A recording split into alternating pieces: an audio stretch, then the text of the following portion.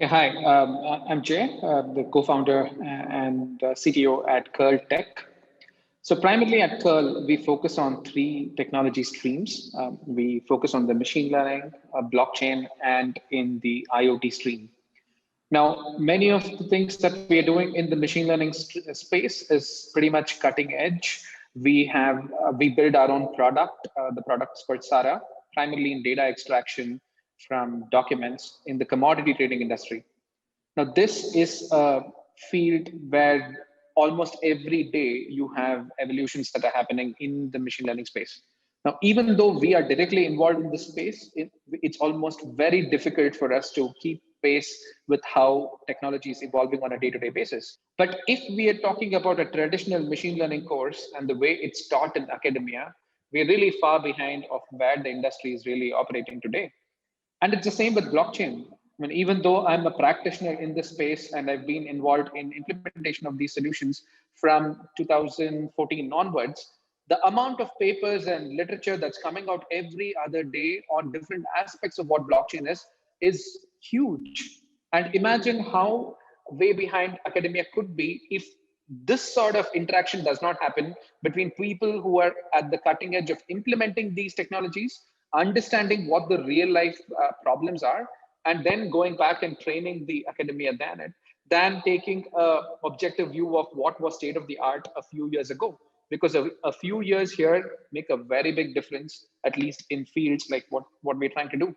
And I think if the partnership is much more enhanced than what its current state is, I think all of us stand to benefit, the organizations and the academic institutions and the students who tomorrow are going to be, taking up Right. many of these jobs in these fields.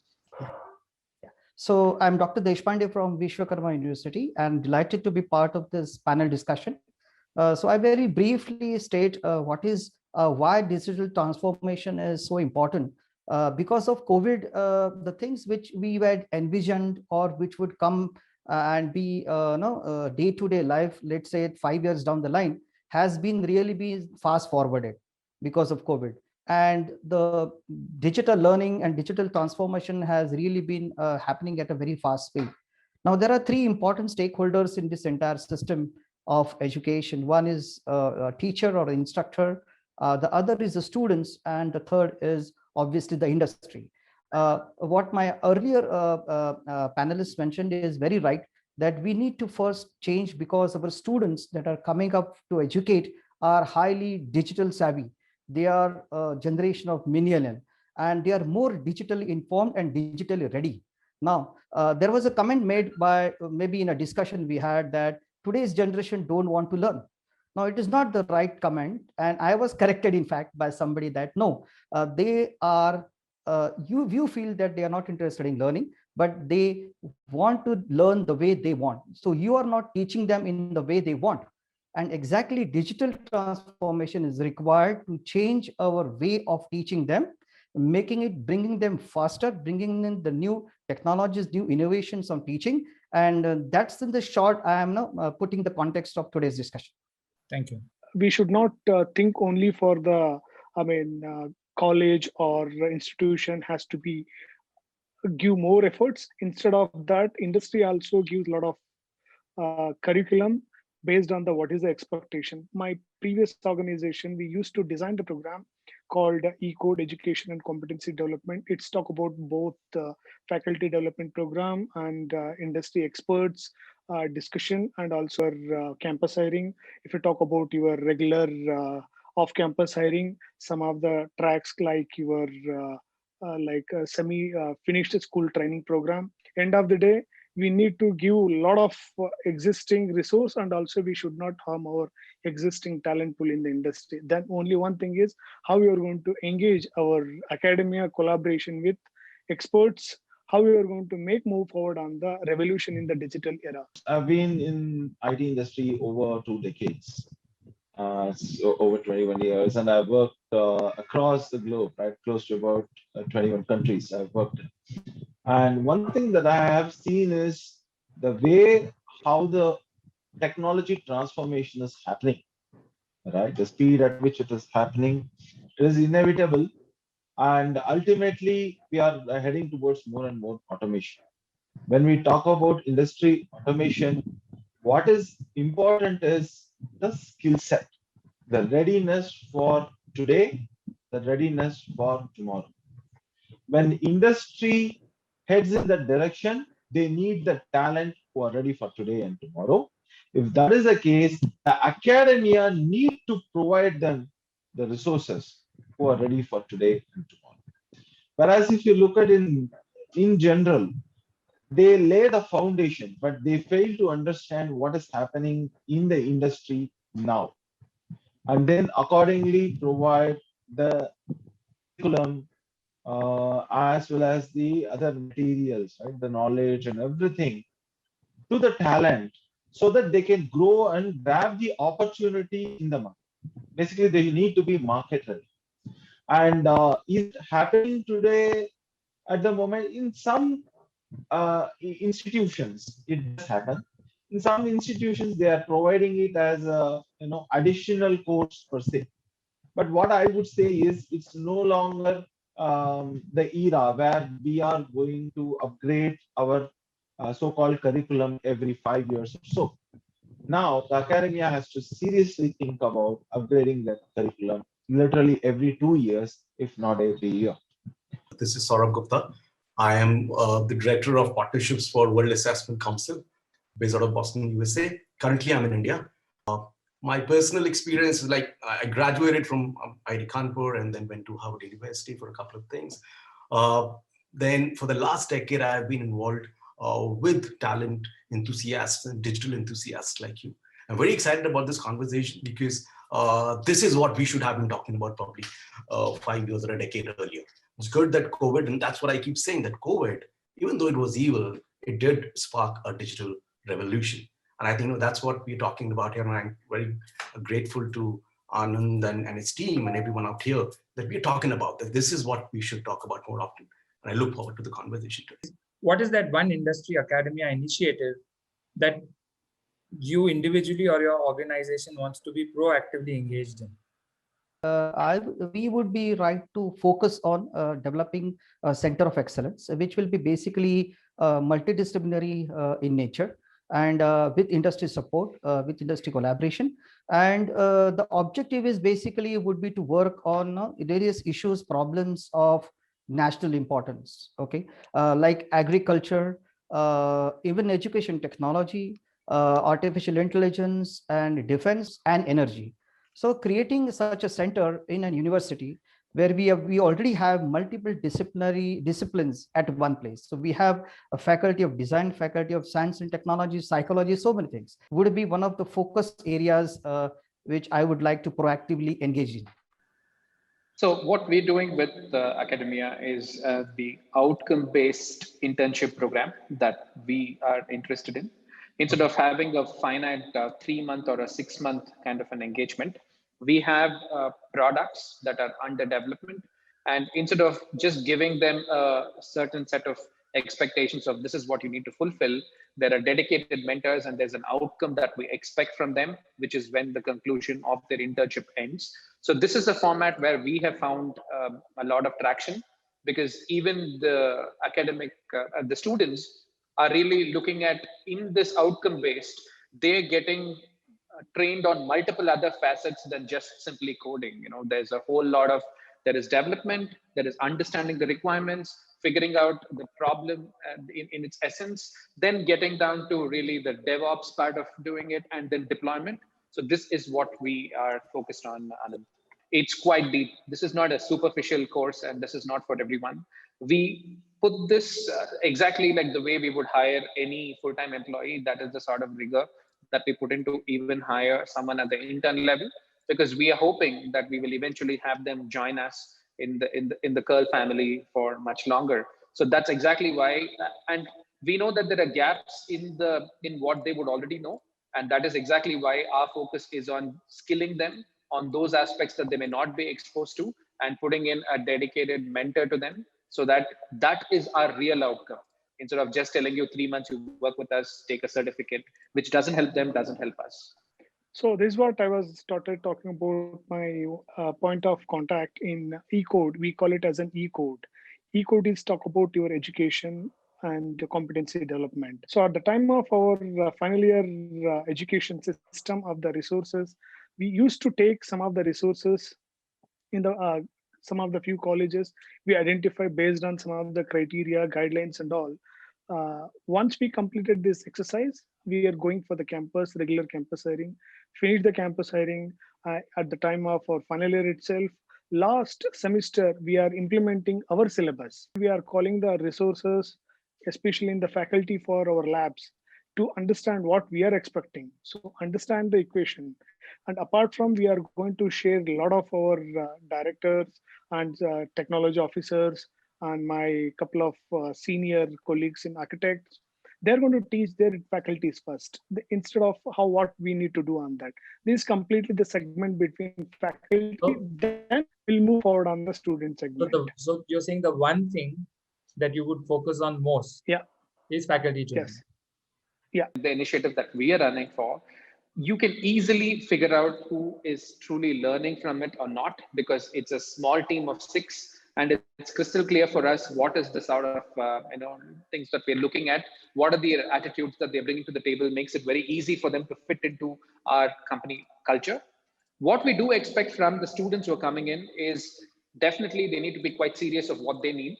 Because if they just wanted a certificate and an internship, there are quite a few organizations out there which would be more than happy to give them. Whereas if they take up something grueling like this, essentially what they would have is whether they would join Curl or not, they would have a finite set of skills that they can use for in the market.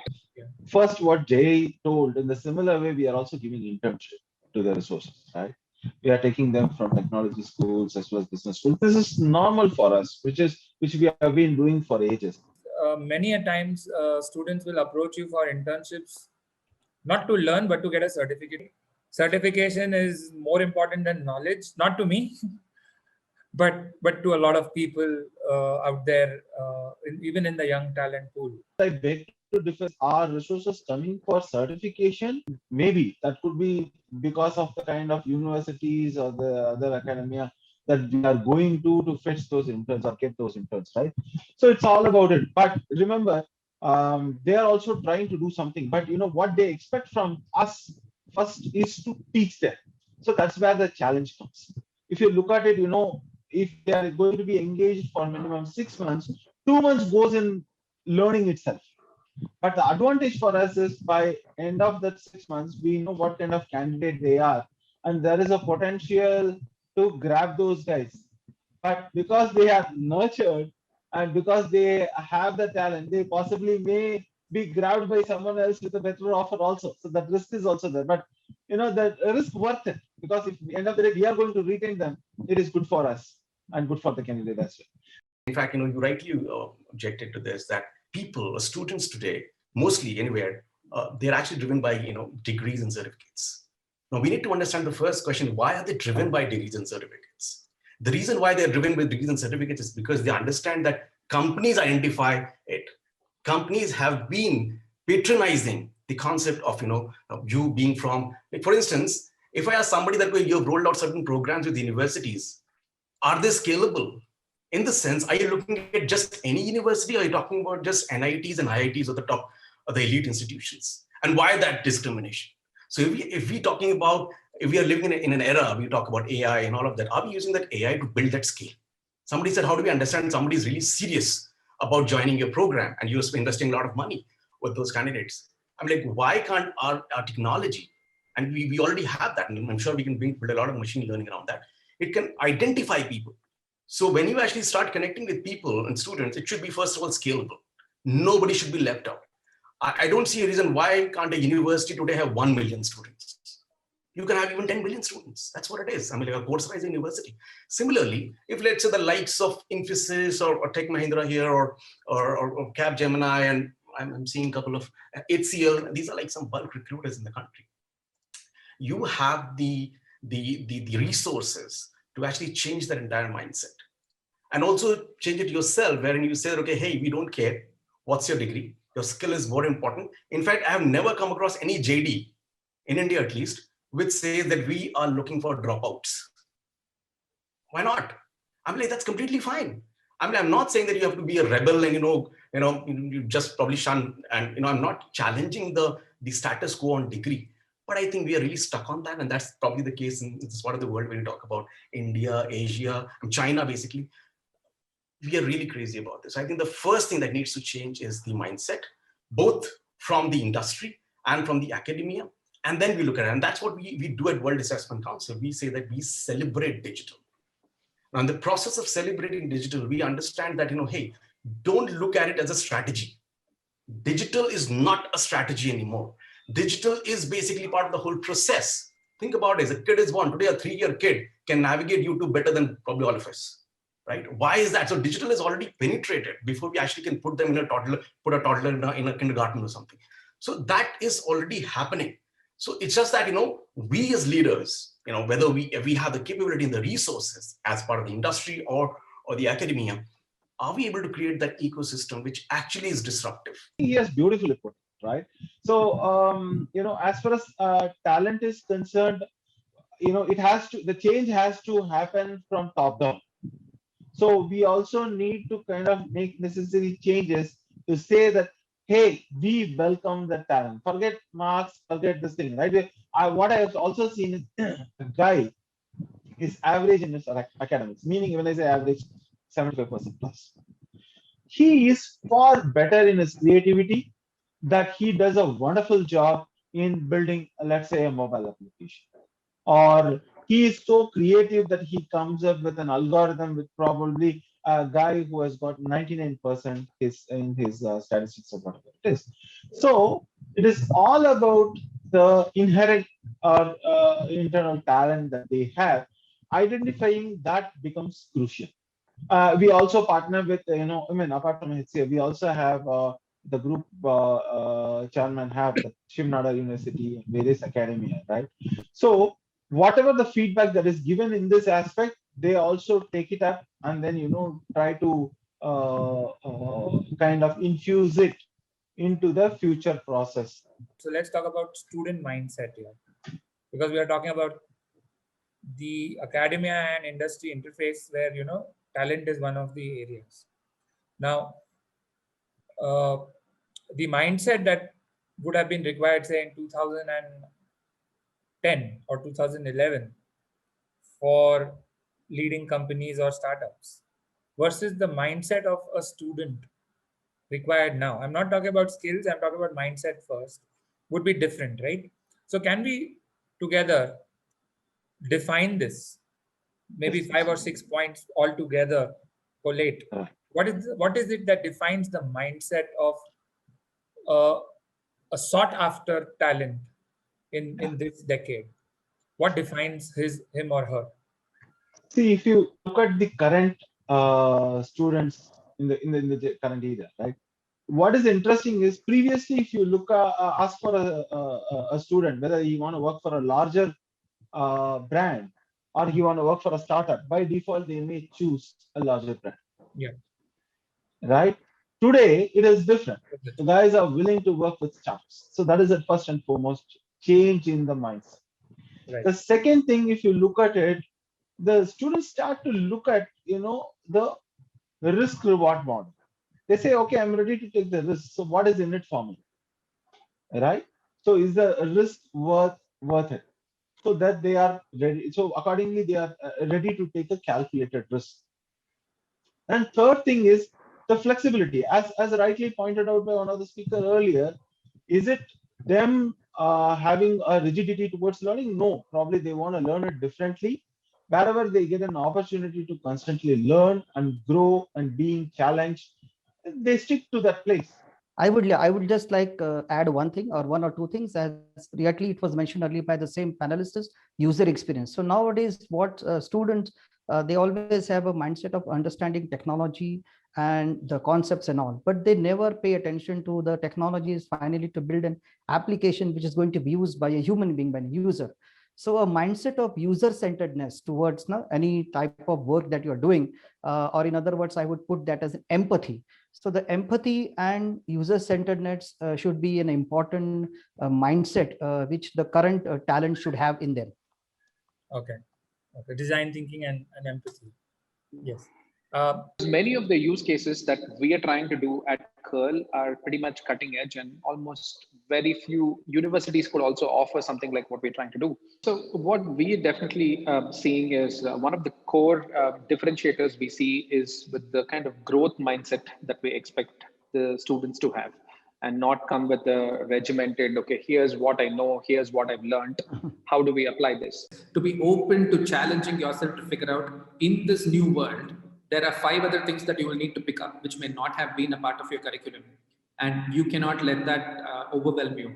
Instead, you should look at this more as an opportunity, because this sort of requirement, very few organizations out there will actually have. We had, in fact, hired interns from one of the universities down here. And primarily our use case was to say, if we were to create corridors where drones would be flying in and out, and if they lose communication with their communicator, whoever is going to be handling those, how does it land safely within that setup? So we had this built out from someone in 5th semester. I mean, imagine the experience that coming out of 5th semester, they're learning how to navigate something like this. We have obviously a center of design thinking. Okay, so we plan to train the students that though they are from any specific major discipline, they have to have an holistic approach of solving problems, where they need to go and take interviews of the clients. They need to understand their requirement, their psychology, the context of use. Then they need to have a design thinking process in mind. And then finally, they need to test whether their application, their problem has been catered to. Okay, so this mindset, we have made it, you can say not mandatory, but given an opportunity to the entire university students, they can take up this course on design thinking. Okay, which will basically enhance their ability of perceiving anything in a holistic way. The second initiative is basically related to what you call as innovation. So we have a tie-up with SAP, where we have an innovation lab, and where we try to take small groups of students to think on alternatives for any, let's say, for example, we give them a problem, we ask them to find 10, 20, 15 multiple solutions to that, so which will increase their creativity. And probably you all know that in the current days also, as somebody said, the technology is changing so fast that the time has come where even if you think something 4 years down the line, the technology is already available, and in fact it is changing. What is required is new ideas. What you need is people who will think on new ideas, and definitely technology will implement those ideas into marvelous products. Instead of going for the syllabus revision committee, I told you can just go through the 10 company job description in their career site and take your syllabus copy. I mean, you discuss along with your HODs, along with your alumni, along with your existing faculty members. You connect all the things. At least you need to come back with what is the expectation. Your syllabus has to par with the industry expectation. The benchmark is it has to go to job description of the each company. Connect with the respective HR, connect with SMEs over there, understand, because today I'm going to teach about microprocessor, just an example. What is the updates in the microprocessor right now? What kind of expectation? So instead of a regular movement, you need to have some of the information on that, your job description, your current existing university or institution syllabus copy, and your discussion with the experts of the industry. This is the way we need to think. That job description and your syllabus has to be par. Yeah, this is what my view. What are the new paradigms now of engagement between industry and academia? What more can be done, or what can be done that takes this to the next level? How can industry and academia synergize in a more deeper way? And as I can just summarize that currently the industries are engaged with academia in maybe, as rightly said, in some part of curriculum development, or maybe in board of studies, or taking some students project, or guest lectures, and so on, and examination. But yes, there's going to be definitely a lot of change happening with the speed with which digital transformation is going to happen.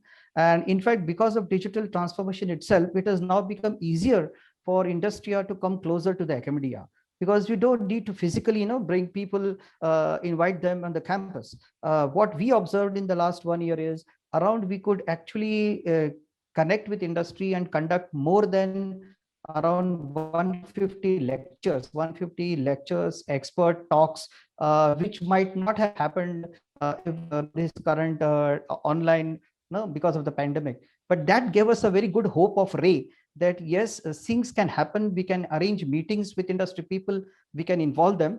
And yes, because of that, there's definitely going to be an increase in the coming together of industry and academia. We will have projects, we will have a new concept of doing internships online.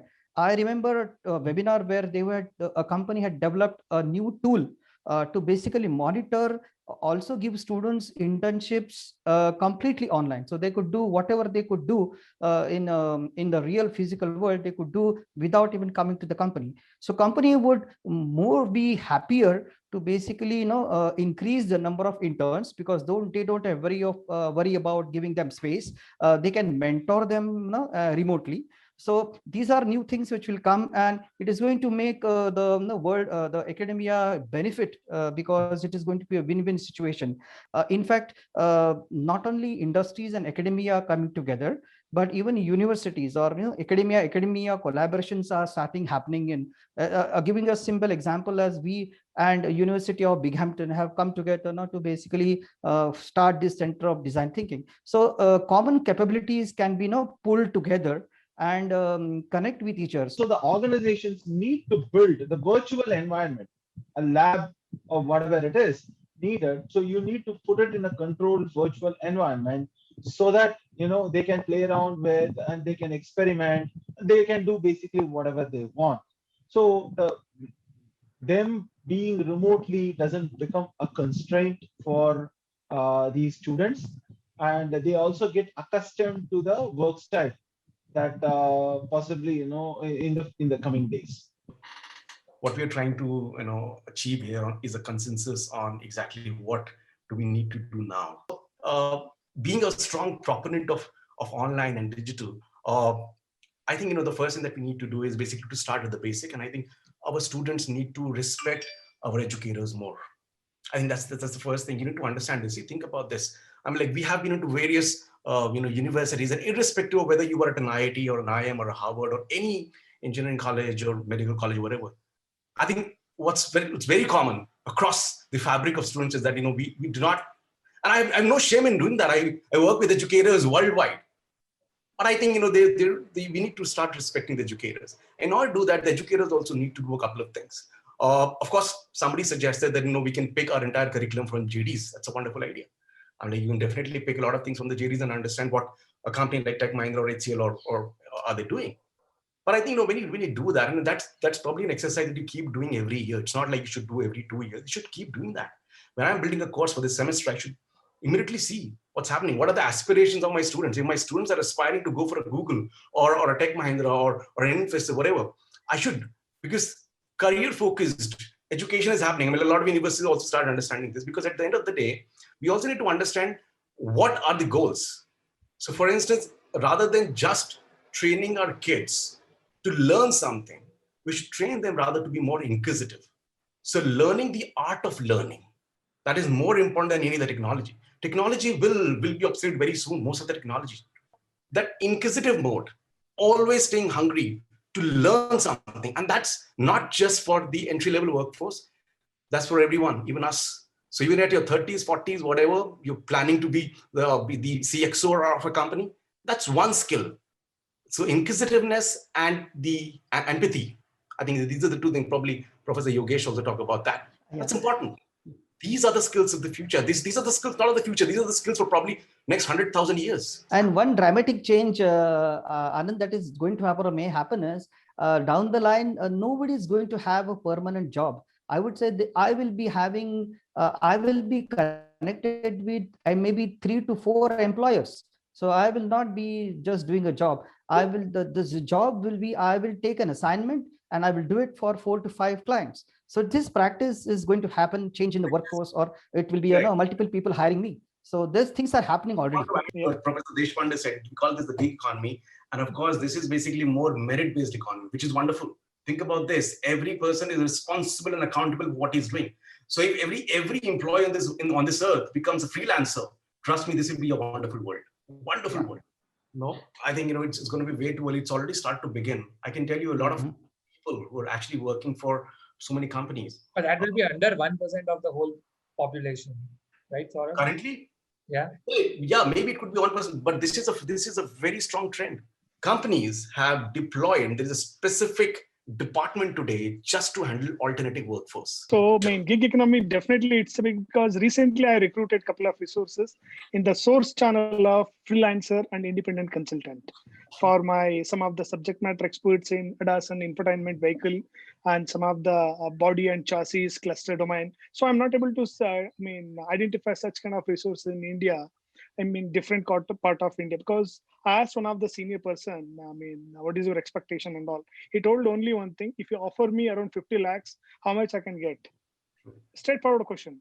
So I explained, these are the tax benefit, these are things. So leave it, Mantesh. I'll ready to come every month, 21 days or 26 days. You offer me for one visit this much. So I have other companies in my park. So I can enjoy my work. I can take my revenue out of that. I don't want to stick in one organization. So I need to be very passionate about this kind of a consulting firm. So these are way, because recently I have started alternative workforce, like what Saurabh is telling. Yes, definitely yes. Even I got a lot of benefit out of this freelancer, independent consultant, some of the startup connect, lot of alternative ways over there. Instead of I need to go with only for external hiring or fresh folks hiring as well. But it is to catch up in large companies. The only reason why it's not happening, I'll tell you, if you go to most of these freelancing platforms, you will find, I'm talking about technology talent. Most of this is basically from Eastern Europe or from other countries like Sri Lanka or Bangladesh or Pakistan or Philippines and all of that. And why is the case is because the economy is not that really strong. They don't really have those jobs. India is a very strong economy in that sense. We talk about just IT. So that's why you will see that somebody who is being offered, I'm just talking about the Indian rupee, somebody is being offered, let's say 30 lakh rupees an annum, a great developer. The moment he joins you, he would immediately have an alternative offer from a startup with just raised $100 million, or probably offering him 50 lakhs or 60 lakhs, and he will just switch. So the loyalty stays towards the money because that is available in the ecosystem. All these countries where you do not have the ecosystem, which is very thriving, and you don't have the companies built and creating those many jobs, you will see a lot of freelancers coming up. But like I said, this is a change in the mindset when you see those employees craving to go on their Harley Davidson on a trip to Himalayas. These are the people who are going to change when they actually want to code and also start blogging or also start doing some other activity which they thought they would be doing 50 years when they probably retire after 50. I think this is a life where people want to do everything right now. So what is changing, and that's why you will see people changing their choices. People working out of home or traveling, and we call them like employee nomads. Jay, how would you respond to that situation as a startup trying to scale and build? How do you hold and retain talent, or do you think the gig economy works best for you as well as a startup who's recruiting? So typically at Curl, most of the kind of people we target are slightly more in the deep tech space that we're looking at. We're looking at their open source contributions. We are evaluating more on their GitHub accounts and what's really happening there. And essentially then we look at a very intense hackathon, and only then interviews even happen. So the rejection rate, at least to get into Curl, is significantly large. And prior to COVID, and considering one of our entities is involved in product development and is headquartered in Singapore, we had completely locked down our entire environment to be completely on-prem, because we deal with the commodity traders and data is the most important aspect in that. And we're in the machine learning space. All it takes is someone to just send out their Jupyter notebooks to somewhere else, and that having an invoice information, which was required for our machine learning training models.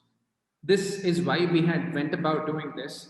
But as someone pointed out, COVID has been a necessary evil that just ended up forcing us to relook at what we held sacrosanct. Thank you very much. Now we will open this up for audience questions.